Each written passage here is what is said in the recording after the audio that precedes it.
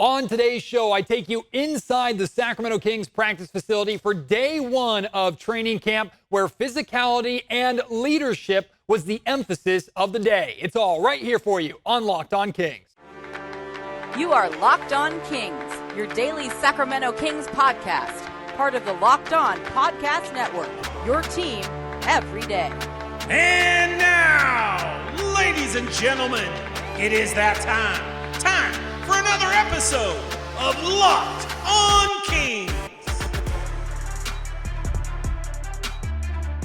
Hello and welcome into Locked On Kings, your podcast hub for Sacramento Kings coverage all preseason long. My name is Matt George. I have the privilege of being your host here. I'm a Sacramento sports anchor and reporter from ABC 10 News here in the California capital. And even though Media Day was yesterday, and that's like the unofficial tip-off of the season, to actually be in a basketball gym used for its true purposes, not for taking pictures and doing interviews and things that happened in Media Day yesterday, but to be in the practice facility and see the Kings getting to work. Day one, step one of hopefully another excellent season of Sacramento Kings basketball, a season with championship expectations placed upon the Kings, not by outside media, not by myself, not by you, the Sacramento Kings fandom, but by themselves, by head coach Mike Brown, by De'Aaron Fox, by that team. They are building for a championship season, and that foundation was started today or laid down today. Now, the cool thing about training camp is right away we could see in the limited window that we got, and for transparency, we're let in at the very, very tail end. So really all that we got to see of training camp was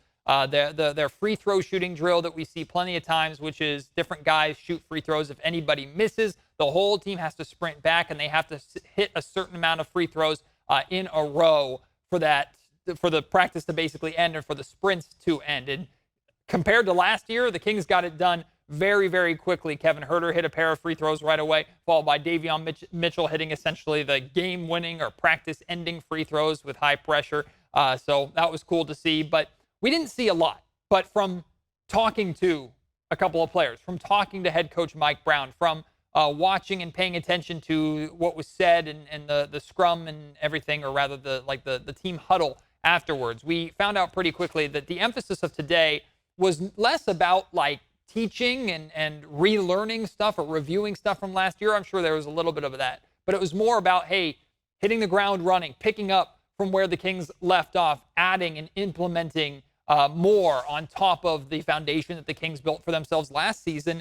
And for the new guys, the Sasha Vezenkovs, the Chris Duartes, and the rookies and things like that, like the expectation was, hey, you kind of got to keep up a little bit. So it was cool to see how different day one of training camp today, this year, was compared to like day one of training camp last year, where Mike Brown was bringing in a whole new system, whole new ideas, trying to teach what his philosophy was and what the Kings had to do to everybody. Now, he did carry over a few things from last season, of course, one of them being the contract. He had his entire team last year during training camp sign a contract saying that they were going to be all in and fully committed on what the Sacramento Kings were trying to do.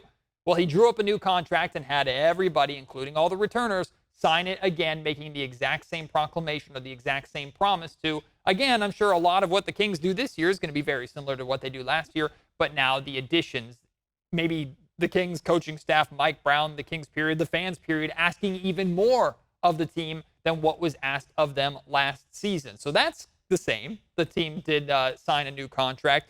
But really, what I took away from training camp today was the emphasis of leadership, and specifically the leadership of De'Aaron Fox and JaVale McGee. Now, in the Kings huddle at the end of practice, last year, that's where we saw Mike doing a lot of his teaching. That's where we saw Mike talking to guys, pulling guys aside. At one point, I remember last season, he pulled Davion Mitchell aside and held him accountable in front of the team, but also spoke about how difficult his job is as a point guard. Like, that's where he did a lot of his speaking, and the guys just listened to what Mike was trying to do.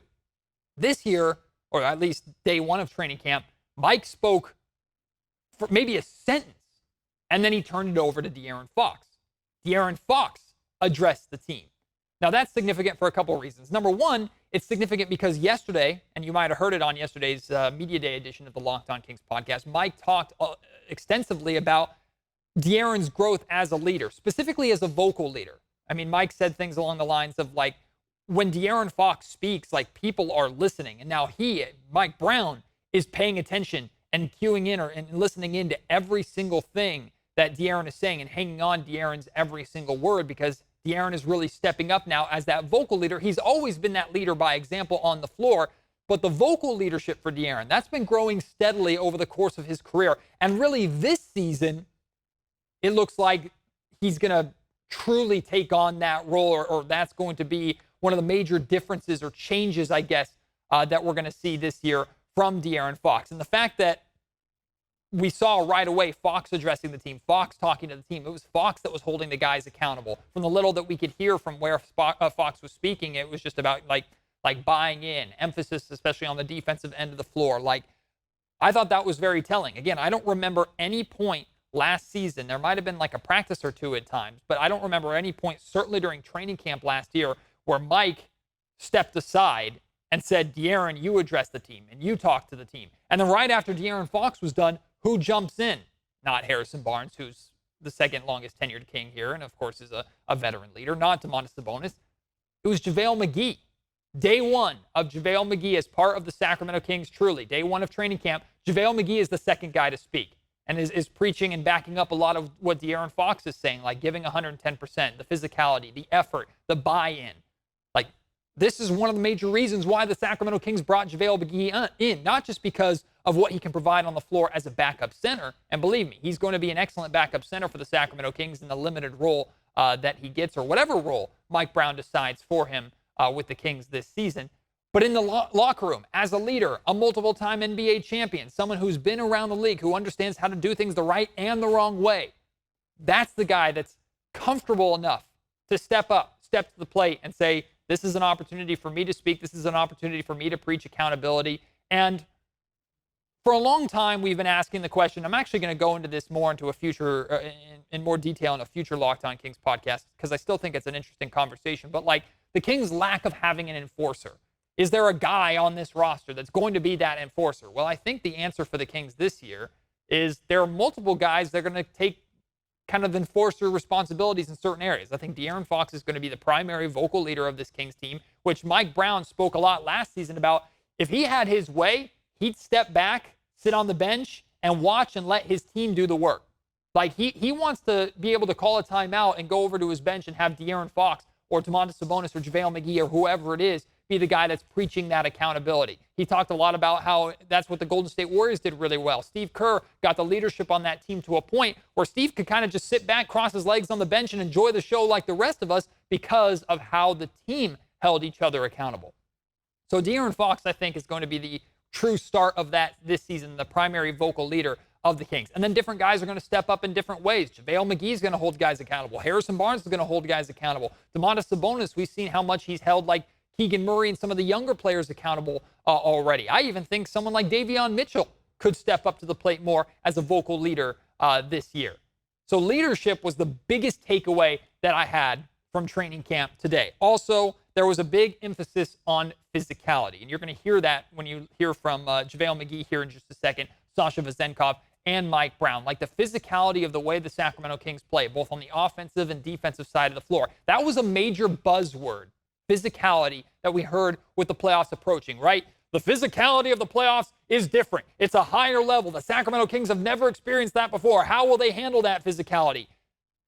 In a lot of ways, it brought out the best of the Kings, right? Defensively, they played a solid physical form of defense in the playoffs that they really didn't show at with any real consistency over the course of the regular season. They're trying to implement that defensive effort and defensive physicality throughout the course of the regular season, not just turning it on at the end of close games or turning it on when they make it back to the playoffs. They're trying to instill that physicality today. But they're also trying to figure out a way to do that without having the offensive drop-off that we saw the Kings have during the playoffs too. So physicality was a big emphasis, a big buzzword, a big talking point amongst the Sacramento Kings today. And I'm not going to say too much more because you're going to hear the players themselves talk about it, and you'd much rather hear it from the mouths of the players and the coach than you would from me. So let's get into some of the audio or some of the quotes from the Kings players today. First guy that we talked to, was JaVale McGee. And speaking about the leadership, he, of course, talked a lot about his leadership day one of training camp. He talked about the pace and speed of training camp, and he also talked about the leadership of De'Aaron Fox. What up? Learning the plays, learning the system, learning the guys. It's good, real good. What was the main thing you wanted to accomplish as a team on day one? Just making sure everybody is locked in on what the system is, the plays, and at least the simple plays, the 1 and 2 plays. But I'm sure we have a lot more plays to go over. But and a little bit of conditioning. That's about it. Well, I don't know if we asked you this yesterday, but what's your philosophy as far as playing defense? Because you're a rim protector and things like that. What do you mean my philosophy? As far as stop the other team from scoring. That's my philosophy. Yeah. What was your message to the group here at the end? Just focus on the little things. We have a habit of sometimes some guys can have a whole conversation with a guy while the drill's going on, and then when it's his turn, just go and do what he has to do. But some people don't have that skill to be able to multitask like that. So I was just telling them, you got to realize who you're talking to, because you might be messing up the next guy who's trying to make the team or something. And you talking to him, yeah, you should do this, you should do that, and then he missed the drill. Now the coach see that, and it's just a trickle-down effect. So you got to know who you're talking to, and you got to focus on the game and just focus about the little things. You're obviously very vocal. You've been around a long time in this league. When did you kind of take on a leadership role in your career? What point did you reach where you're like, you know what, I can have voice? Has it always been like that for you? It hasn't always been like that. It's different teams. It's different teams that I go to. Clearly, you go to some teams, they already have their leaders, so it's hard to step in there and step on toes. But I'm definitely, my veteran leadership would definitely show up on this team.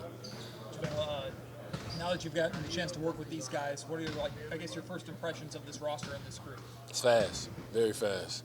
We get up and down the court extremely fast, and it's fun. It's real fun.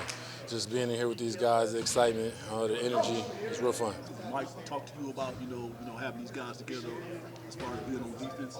Yeah, definitely bring the guys together on defense, being a vocal leader, being the anchor, the big back there, and making sure that I'm talking and being vocal and putting everybody in their spots. How prepared do you feel like this team was for day one of camp, do you think? Very prepared. We were messing up on little things, but it wasn't anything major. And if you weren't prepared, then it would have been major. Is that kind of unusual to see a team this ready to go on day one? Not really. We are professionals. I've been on a lot of teams, but with a lot of professionals. So, no, it's not unusual.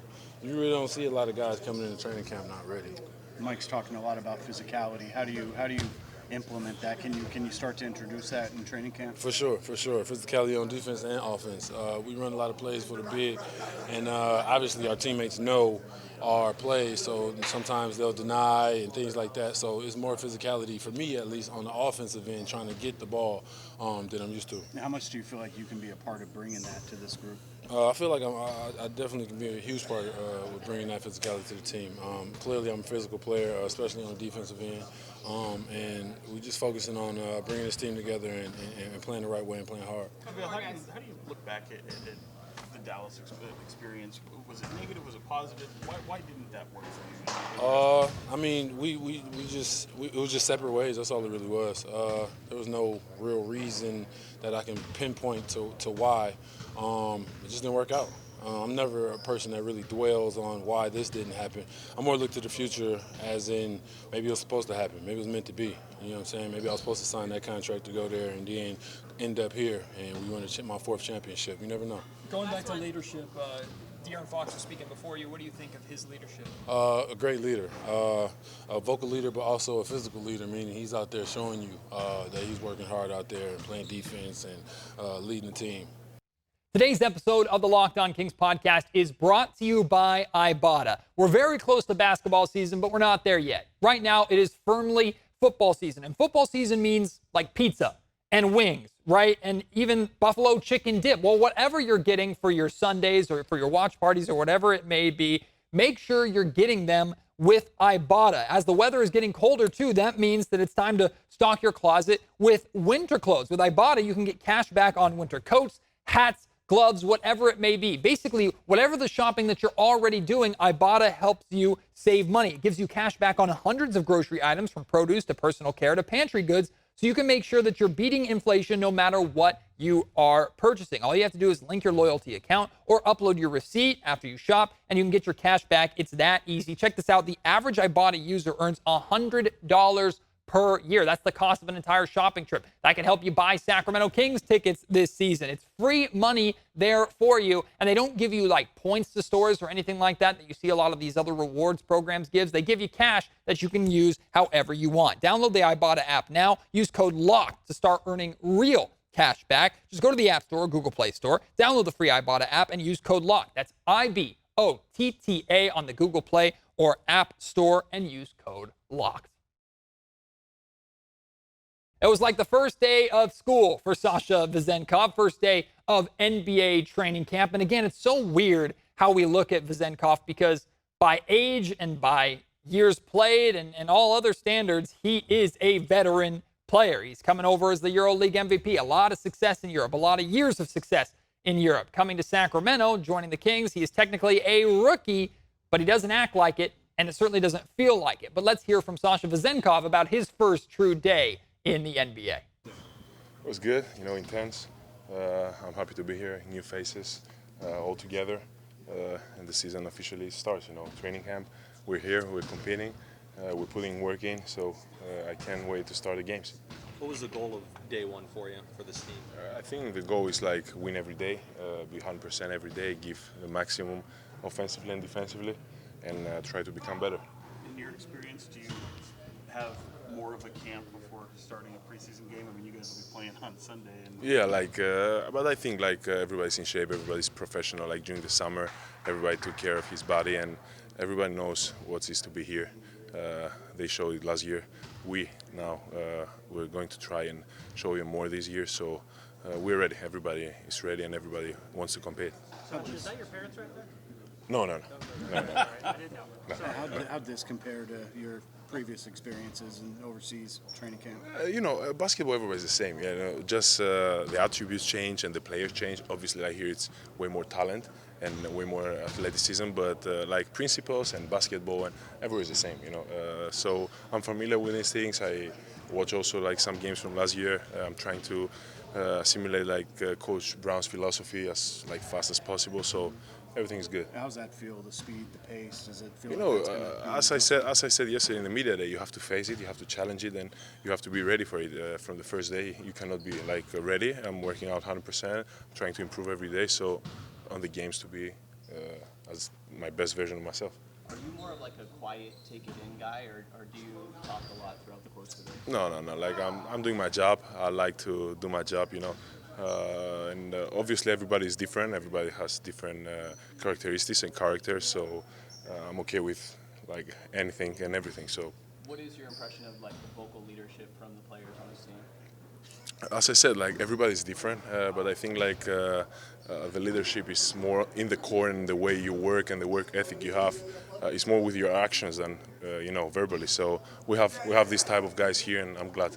I'm sure you already knew that you belonged, but did today kind of validate that a little bit? I'm here and I belong here? Yeah, as I said, every day is going by, I'll feel better and better, and as I said yesterday, from the first moment, the whole players, every player showed me that here it's a family, so I feel great. Sasha, you're known for your shooting. I mean, Fox told us yesterday about the missing only 7 over 150. Is that something that's kind of normal in a shooting drill for you? Shooting, you have to work out every day. As you see, the rim is like this. The ball has to go in, so it's tough. It's not like soccer where the goal is so you have to practice every day, and some days will be better than others. But I'm from the principle you have to work hard and give everything in practice. So whatever you practice, it's what you bring in the game. When you miss only 7 out of 150, is that average? Basically, it was not. Basically, it was I think it was a little bit more. Thank you for Fox. It was not 7. It was a little bit more, but but it was okay. As I said, every day is different. I try to make as much as I can. With being a new guy, do you see the chemistry with the guys that have been here for a couple of years? Yeah, a successful team has to have core. So when we see this core, 8, 9, 10 players from last year, so it's really nice, and they play with close eyes. They know their spots, so we have to catch up, and we have to run, and we have to like be able to adjust fast and go into this core. Building off of that, is you find it hard to build chemistry with a group that's already so tight? You're kind of coming in as an outsider. It's not tough. It's like they let us like be in the core, and that's what team means. So we have to like see and study the game and adjust. And obviously for them it's a little bit easier, like the principles and the way they want to play. Coach wants to play, but like we know basketball, and like the new guys, we're adjusting like fast. So I know it's only one day though, but what is it like playing with Domantas Sabonis? It's like we didn't play in the same team, but like you can see, like even like on person, is way better than on TV. Sasha, there's been a strong European influence in this organization for many years. Does this team still have that reputation around the world, and does that kind of add to any level of comfort? Yeah, you know, like in Europe, everybody knows like Peja and Vlade, you know, they're Mark, and now Domas, you know, we have Europeans, and it's good, you know, because like we can see the last 3 years MVPs are like Europeans, so like it's nice that the European basketball is getting better and better, and it's not like before. So especially I think like the Kings appreciate like European basketball, and over the years you can see that. Finally, let's hear from Sacramento Kings head coach Mike Brown. I talked at the beginning of the show about the new contract, or the buy-in of the contract, and Mike's going to go into a lot of detail about that new contract that everybody signed. You're going to hear that. You're going to hear him talk about multiple different players, talk about day one of training camp. A lot of good stuff from Sacramento Kings head coach. I even snuck in a question at the end here about Keegan Murray. So here's your head coach. I thought the guys worked hard. They tried to do what we asked them to do. The spirit was pretty good. The connectivity was good. So I thought it was a good first day. What do you want to accomplish on this first day? We want to continue laying the foundation or work on our narrative of who we are. You know, we're going to play fast. We did it all last season. We want to see if we can play faster. We want to be more physical, and so I wanted to see that today. I saw it a little bit, but we can still up it in that area. And then we want to play together. We want to play the right way. And, you know, we were seeing glimpses of it, which is a carryover from last season. So that's what made me excited about it. Because you have so much familiarity with these guys, do you approach camp any differently in terms of what you want to lay out in the beginning with some of these guys, or do you yourself have to be a little different? Yeah, no, you know, we don't have to, you know, get deep in the review of a lot of the stuff that we did last year, because last year we were laying the foundation for everything from culture to play to whatever, and we built upon that. And now we feel our guys have a pretty good feel. The neat part about it with the new guys coming in, we have enough veterans that were here last year that use their voice and their actions to teach these guys, so we don't have to repeat a lot of stuff. So the approach is different in that regard. You see JaVale, he's pretty much stepping up to the plate right now. You know, he's being real vocal from day one. I know you like that too. JaVale For sure. He's an NBA champion. He's been around the block. I mean, he has a great feel for what's right and what's wrong. He's got a fantastic presence, and he's not afraid. He's not afraid, and those are some of the characteristics you got to be able to have in order to be able to speak up in front of the group. He also said that you all had some discussion about, you know, playing on the defensive end. So you kind of like lean on him, you know, since he's, you know, pretty much skilled in that position. Yeah, I mean, he's going to have to play the right way. He's different than what we had last year with his length and his ability to block shots and or discourage shots at the rim. He's also vocal, so, you know, we need him to be vocal. We need him to step up on that end of the floor in order for us to be able to take that next step as a unit defensively. When you look at what he can provide offensively, of course, a lob threat, but how do you see him fitting in with the DHO game and in pick and rolls, maybe even with Monk? And you know what, the thing I like about it, he can get in and out of a pick and roll quickly. You know, he doesn't waste a lot of motion. Sometimes big guys, when they sprint up and they set the screen, when they roll, it's this big looping, galloping roll. But he has the ability to get up, set the screen, and dive to the rim. And even if he's just turning around, if that ball's thrown up there, he's so long. He's got great timing, great athleticism, that he could still go get it. So that's going to be big for us in the pick and roll. It's going to be big for Malik, too, because we all know that Malik is a very good pick and roll player. And now when he gets downhill, if that big doesn't pay attention to JaVale, he's going to throw that lob, and it's going to open up everything else for Malik and the rest of the second unit on the offensive end of the floor. So looking forward to seeing those guys get a little bit of continuity together throughout camp. Mike, how much of an adjustment? You've had like the contracts for everybody to sign to give 100% or 110% buy-in. Are you doing kind of the same thing this year? Is it necessary this year with so many returners? No, it's necessary because it's the beginning of a new season, and everybody needs to be all in. I mean, it's hard. I said it yesterday. I said the day before. It's hard to be all in because it's hard to go from a good team to a great team, and that's what we're striving to do. We want to compete for a championship, and the only way to do that is to have the utmost level of commitment from everybody, from all units across the board, vertically and horizontally, not just the basketball players and in the team, but I apologize.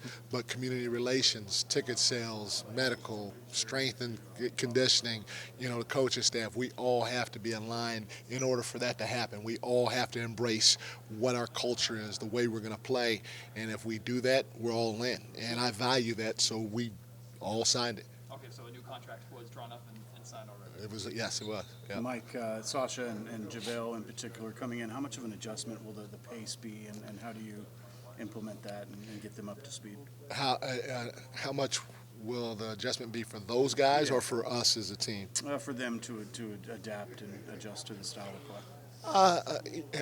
We were probably the fastest team in the league last year, and so it's going to be a little bit of an adjustment for JaVale because I don't know. You would have to ask him, but I don't know if he's played as fast as we want to play, which he's more than capable of doing. But doing it every single possession is the hard part, and so that's probably a better question for him. And same with Sasha. I watched them a couple of times, but I'm not sure what their philosophy was offensively and if they played as fast as we are going to play. So I think they both will have to make a little bit of an adjustment. It's a guess, but that's a better question for them. Anything new from Keegan? I mean, his aggressiveness is welcome. That's going to have to happen. And other than that, he's a little stronger. I mean, I'm sure you see his arms and his body, so he could take a hit or two. But other than that, you guys will all see. I like his progress so far. Several players raved about Sasha yesterday and his shooting ability. What did you kind of see from him today on day one? He's still learning the ropes, The one thing that I did like, he didn't hesitate. We don't want him hesitating at all. If he feels like he's open at any time, let that thing fly. And that's why it's important for us to get him to understand, hey, if you don't get the rebound, get to the corner, because as good a shooter as he is, him sprinting to the corner is going to flatten the defense because everybody's going, hey, get him. And you got a guy like Fox. You got a guy like Davion. You got a guy like Malik. Those guys bringing the basketball and their ability to get downhill and touch that paint, it's going to open up a lot of things just with his presence on the floor. And if you leave him, it's probably going to be good. So day one of training camp in the books. Looking forward to day 2 tomorrow. I, of course, am planning on being at that. We'll have another training camp or post-training camp edition of the Locked On Kings podcast for tomorrow. I know it was a really long episode yesterday, so maybe you haven't gotten through all of it yet. Maybe you haven't even started it yet. But go and check out yesterday's edition of Locked On Kings, where I took you inside Media Day, and you heard from basically the majority of Sacramento Kings players, head coach Mike Brown, general manager Monty McNair. A lot of really, really good stuff from Media Day yesterday. So if you're looking to kill some time, it's almost an hour-long show. So go and check that out and listen to that. And let me know, man, what are you excited about? If you were going to Sacramento Kings training camp, if you were invited in to watch, what specifically would you want to see? Answer that question. What do you want to see in training camp from the Sacramento Kings, or what would you want to see if you were there watching? And I'll let you know if I see any of that throughout training camp over the course of this week. Also, believe it or not, we have Kings basketball very, very shortly. Sunday, the Kings are playing as part of the NBA Canada series. They're playing in Vancouver, but taking on the Toronto Raptors. I don't think that game's going to be televised. I think it's going to be live streamed on Kings.com. But the G-Man Gary Gerald will be there for radio, and he's going to be kind of the voice of it. So I'm planning on doing not a typical post-game pod, but kind of a similar post-game pod after day one or game one of the preseason. So, I mean, we have no time to rest. It's dive in head first because training camp all week, build up. Kings basketball on Sunday. And I think as of today, we're 22 days away from the start of next season. It's going to be here before we know it, even though it still feels so far away. And for the entire build up to opening night in Utah and the home opener in here in Sacramento, the Kings and Warriors rematch, make sure you keep it right here with the Locked On Kings podcast for all of your build up for that. Appreciate your support. Can't wait to have you join me on the next episode of the show. Until then, my name is Matt George. You've been listening to Locked On Kings, part of the Locked On Podcast Network.